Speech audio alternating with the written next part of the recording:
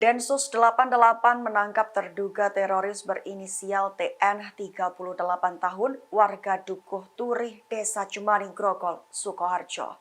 Tak hanya TN, Densus 88 juga menangkap rekannya lagi berinisial AK, warga Desa Gentan, Baki, Sukoharjo. Mereka ditangkap dari pengembangan kasus penangkapan S, si tukang jahit jas yang juga terduga teroris di Boyolali. Dikutip dari tribunsolo.com pada 4 Agustus, penangkapan TN diduga terkait jaringan dari Agus Sujatno atau Agus Muslim. Seperti diketahui, Agus Muslim adalah pelaku bom bunuh diri di Mapolsek Astana Anyar, Kota Bandung, Jawa Barat pada 7 Desember 2022 silam.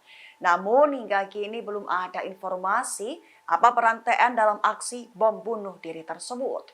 Sedangkan untuk AG, ia digeledah seusai Densus 88 menggeledah rumah TN. Pantauan tribunsolo.com pada 3 Agustus, penggeledahan rumah AG tersebut berjalan kondusif.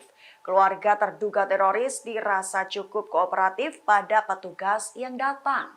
Hal itu diungkap oleh Ketua RT setempat Tri Ngadio pada Kamis 3 Agustus 2023.